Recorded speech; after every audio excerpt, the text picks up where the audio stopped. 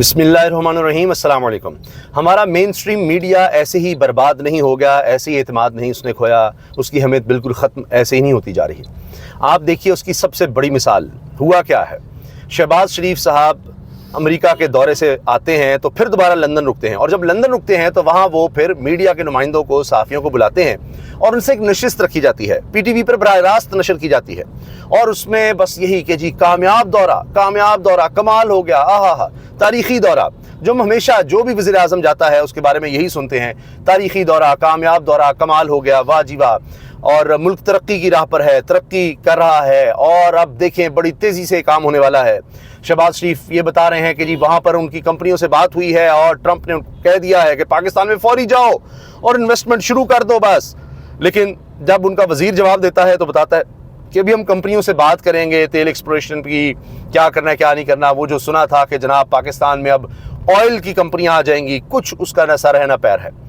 लेकिन वहाँ सिवाय इसके कि खुशामद हो रही हो, कुछ और नहीं हुआ। तो ये हमारे मीडिया का हाल हो गया कि जो असल खबर होती है, जो असल हकीकत होती है, उसका ना सवाल होगा ना कोई जवाब देगा। कंप्रोमाइज़ मीडिया है।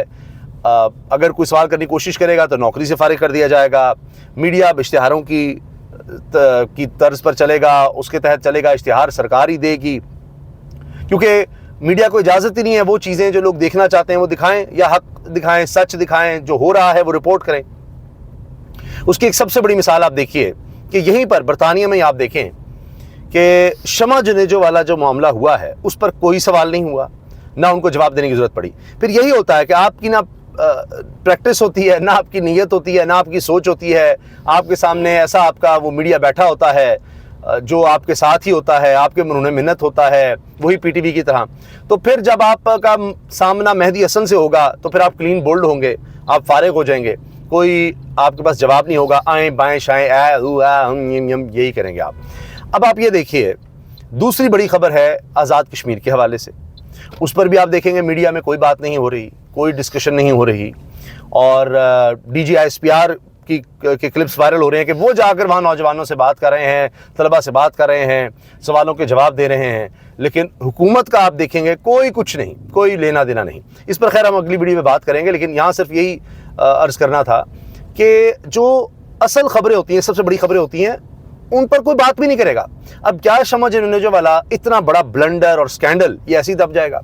इसको डॉन लीक्स 2 करार दिया जा रहा है। डॉन लीक्स 2, ये मैं ऐसे ही नहीं कह रहा, ये सीनियर सहाफ़ी जो इस्टेब्लिशमेंट को भी कवर करते हैं, फॉरेन ऑफिस को भी कवर करते हैं, उन्होंने ये लफ्ज़ इस्तेमाल किया है कि डॉन लीक्स 2 होने जा रहा है। डॉन लीक्स 1 आपको याद होगा कि खबर छपा दी गई नून लीग की तरफ से कि जी हम तो दहशतगर्द तंजीमों, कलअदम तंजीमों के ख़िलाफ़ कार्रवाई करते हैं या करना चाहते हैं, लेकिन फ़ौज नहीं करने देती, हमारी इंटेलिजेंस एजेंसियाँ नहीं करने देती। ये कि जी वहाँ पर मीटिंग हुई थी और उसमें नवाज शरीफ, शहबाज शरीफ भी थे, और उस वक्त के DG ISI भी थे, वहाँ पर ये बात निकली, तो इसको डॉन लीक्स करार दिया गया था। और फिर उसके बाद आखिरकार वो बड़ा मशहूर हुआ कि जी इंक्वायरी या जो भी फाइंडिंग थी वो या नोटिफिकेशन इज़ रिजेक्टेड, कि जी DG ISPR ने कहा जी रिजेक्ट कर दिया हमने, ये कि कुछ भी नहीं किया गया। फिर कुछ एक दो लोगों को, शायद तारिक फातमी साहब थे, उनको शायद हटा दिया गया था।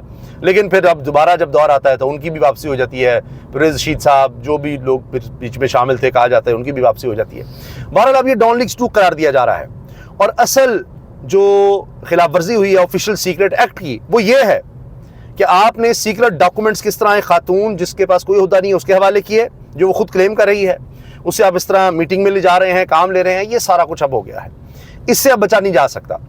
और जो भी वहाँ ट्रंप के दौरे में या अमेरिका के दौरे में वो कामयाबी क्या होनी थी, वो सारी खुशियाँ, वो सारी ना सिर्फ मांद पड़ गई हैं बल्कि लेने के देन में पड़ गए हैं। और शमा जुनेजो साहिबा ने तो जो खुद ट्वीट किया है उसमें तो ऐसे लगता है कि वो 3 लोगों को चार्जशीट कर रही हैं। 3 लोगों को उन्होंने एक तरह से पकड़वा दिया है।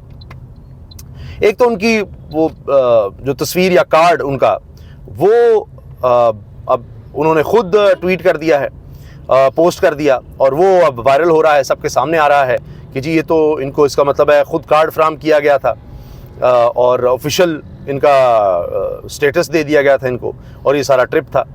तो अब उन्होंने ये सारी तफसील बयान की है, और अभी इस सारे वाक़े के बाद वो काफ़ी ज़्यादा एक्टिव नज़र आ रही हैं इस वक्त सोशल मीडिया पर। बहुत ज़्यादा ट्वीट्स और सब चीज़ें वो बता रही हैं کہ جی کیا ہوا, ہر چیز پر وہ بات کر رہی ہیں. لیکن اصل جو انہوں نے 3 لوگوں کا کہہ دیا ہے حال ہی میں, اور باقاعدہ شہباز شریف وزیر اعظم کو ساتھ انہوں نے جوڑا ہے, ان کو آفیشیل ہینڈل کے ساتھ ٹویٹر ایکس پر. لکھتی ہیں I have been working in service of Pakistan for many years, میں تو کئی سالوں سے کام کر رہی ہوں, وہ کہہ رہی ہیں. یعنی اچانک وہ سامنے آ گئی ہیں خاتون, کہتی ہے جی میں ہوٹل میں ٹھہری ہوں, میں لندن سے ساتھ گئی, میں جہاز میں تھی, سرکاری جہاز میں تھی, وہاں پر وہ یو این میں نظر آتی ہیں خواجہ آصف کے پیچھے, اور خواجہ آصف اس کو ڈینائی کرتے ہیں کہ میں تو جانتا تک نہیں, اور پھر کئی ملاقاتیں اور وہ سارا بھانڈا پھوڑ دیتی ہیں. پھر وزارت خارجہ کو بیچ میں آنا پڑتا ہے, وہ کہتے ہیں جی ہماری طرف سے کچھ نہیں تھا, یہ کچھ بھی نہیں. یعنی اتنا ایسے اس کو دبانے کی کوشش کی جاتی ہے, مٹی ڈالنے کی کوشش کی جاتی ہے, اتنا ہی وہ کیچڑ بنتا چلا جاتا ہے کہ بھئی کیسے ہو گیا, وزارت خارجہ کو نہیں پتا, اور وہاں جا کر بیٹھے. اقوام متحدہ کے ترجمان تک بات پہنچی, انہوں نے کہا جی یہ پاکستان کی طرف سے کہا گیا تھا کہ اس خاتون کو کارڈ جاری کریں. اب وزارت خارجہ بھی بھاگ رہی ہے, وزیر دفاع بھی بھاگ رہا ہے کہ جی ہم جانتے نہیں. اب لوگ مذاق اڑا رہے ہیں کہ جی اب یہ کہیں گے جی ہم تو حارث روف کو بھی نہیں جانتے, ہم تو سلمان علی خاکہ کو نہیں جانتے, پتہ نہیں کس نے اس کو ٹیم کا کپتان بنا دیا, پتہ نہیں کس نے اس کو سلیکٹ کر لیا, ہمارا تو کوئی تعلق نہیں ہے. تو یہ سارا بلنڈر ہو گیا, اور اب وہ شمع جنیجو صاحبہ تو 3 لوگوں کے نام لے رہی ہیں. سب سے پہلے لکھتی ہیں I have advised prime minister Shehbaz Sharif for several months, کئی مہینوں سے میں ان کو ایڈوائز کر رہی ہوں, ڈیورنگ دا ریسنٹ پاک انڈیا وار اینڈ بیونڈ, یعنی پاکستان اور بھارت کی جنگ میں بھی وہ کہتی ہیں میں ایڈوائز کرتی رہی ہوں, میں بتاتی رہی ہوں, مشورے دیتی رہی ہوں, گائیڈ کرتی رہی ہوں شہباز شریف کو. My policy briefs and strategic input are documented and preserved, میرا جو ان پٹ ہے, جو میں نے کچھ کہا ہے, وہ سارا ڈاکومنٹڈ ہے. تو ایک غیر متعلقہ شخص سے جو کابینہ نہ سرکاری کوئی عہدہ, ٹھیک ہے آپ نے اس کو ایوارڈ دے دیا تھا, ٹھیک ہے آپ سے غلطی ہو گئی کہ وہ اسرائیل لابی کے قریب تھیں اور اسرائیل کے ان کے سارے خیالات تھے, اس کے باوجود آپ نے ان کو سرکاری عہدہ, سرکاری ایوارڈ دے دیا, وہ آپ سے بلنڈر ہو گیا. لیکن یہ تو اس سے بڑا بلنڈر آپ کرتے رہے. پھر آگے لکھتی ہیں it was the prime minister himself who tasked me with preparing his UN General Assembly speech. یہ تو شہباز شریف خود تھے وزیر اعظم, جنہوں نے مجھے, پرائم منسٹر نے خود مجھے ٹاسک دیا کہ تم نے میری تقریر تیار کرنی ہے UN General Assembly کی. He including me in his delegation, انہوں نے مجھے اپنے وفد میں شامل کیا. My name was listed as advisor and a UN security pass was duly issued, اور میرا ایڈوائزر کے طور پر وہاں نام دیا گیا اور مجھے پاس بھی مل گیا. تو پہلے تو انہوں نے شہباز شریف کو پکڑوایا ہے. دوسرا, I worked day and night with this team, traveled alongside them, stayed at the same hotel. میں نے دن رات اس ٹیم کے ساتھ کام کیا, میں اسی ہوٹل میں ٹھہری, اینڈ جوائنٹ کی سائلنٹ میٹنگز, میں کئی اہم میٹنگز میں بیٹھی رہی, including with Bill Gates, coverage of which aired on T V. Bill Gates کے ساتھ بھی بیٹھی اور ٹی وی پر بھی یہ سارا کچھ آیا. At the climate conference on 24 September I was seated behind the prime minister along side finance minister Ishaq Dar, whose ministry has now issued a tweet contrary to the facts. یعنی کہ اسحاق ڈار بھی ادھر تھے میٹنگز میں, اور اب ان کی منسٹری وزارت خارجہ جھوٹ بول رہی ہے میرے بارے میں. After the conference, the protocol team brought me to the AI summit to assist with the other meetings, where I sat behind Khwaja Asif for the full session. AI and Tech Minister Bilal redrafted the speech while we remained present. Afterwards, we shared tea, waited 40 minutes for the car, took photos and returned together in the same vehicle where Khwaja Asif was seated beside me. وہ کہہ رہے ہیں جی خواجہ آصف میرے ساتھ بیٹھے رہے گاڑی میں, ہم پیچھے جب واپس آئے ہیں 40 منٹ اس کے علاوہ ہم گاڑی کا جب انتظار کرتے رہے, چائے ہم نے کٹھی پی. جو خواجہ سے کہتے ہیں میں نے اس عورت کو جانتا نہیں. تو یہ اصل حقیقت ہے, وہ خاتون سارا کچھ بتا رہی ہے اور اس کا کوئی ڈینائل نہیں آیا. آفیشیل سیکرٹ ایکٹ یہ ہے کہ آپ جو آفیشیل ڈاکومنٹس ہیں وہ کسی کے حوالے نہیں کر سکتے, کسی سے شیئر نہیں کر سکتے, کسی غیر متعلقہ سے.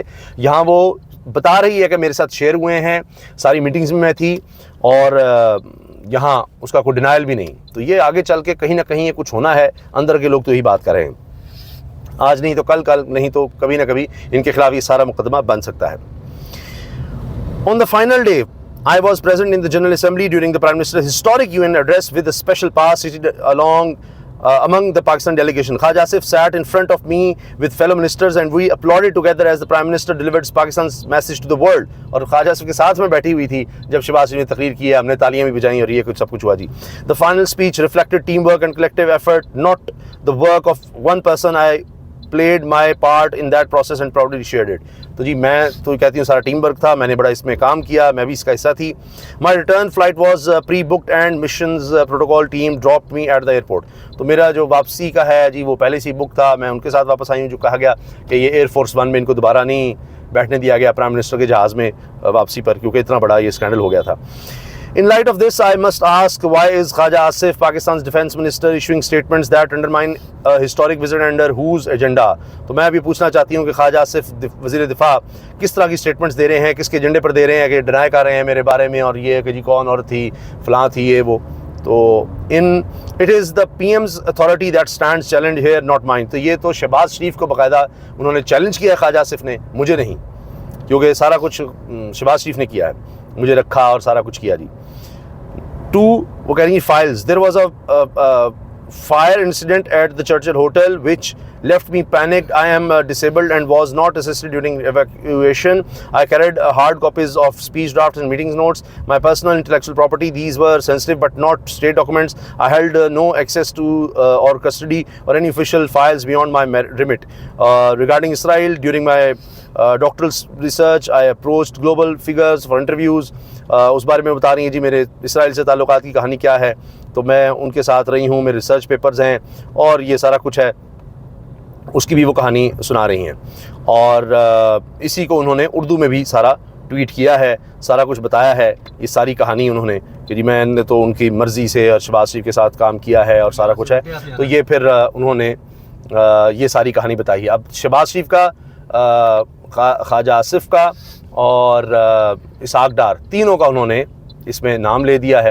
اب دیکھیں کہ کیا ہوتا ہے, لیکن کبھی نہ کبھی یہ چیز گلے پڑنی ہے, اور شہباز شریف صاحب کے لیے مشکل ہے, اور وہ کہتے ہیں جی کہ کسی وقت بھی گردن دبوچی جا سکتی ہے. یہ وہ معاملہ ہے, وہ جتنی مرضی خوشامد کر لیں, تابع داری کر لیں, فیکٹس نہیں بدلے جا سکتے. یہ ان سے بلنڈر ہوا ہے, اور اس طرح کا بلنڈر ہے کہ اس کا کوئی جواب دے نہیں پا رہا, اس لیے وہ کہہ رہے ہیں جی اس کو مٹی ڈال دو, کسی طرح دبا دو. یہ دبنے والا نہیں ہے. اور اس پر تو وہ لوگ جن کے قریب سمجھ جاتے ہیں, نجم سیٹھی صاحب جیسے لوگ, وہ کہتے ہیں جی یہ اس طرح بیوقوف اور اسٹوپیڈ حرکت, اور خاتون اس طرح اسٹوپیڈ اور فلاں, اور بڑے غصے کا اظہار کر رہے ہیں, ان سے کچھ نہیں ہو رہا, ان کو کچھ سمجھ نہیں آ رہی. تو اب تو ان کو لینے کے دینے پڑے ہوئے ہیں. اللہ حافظ.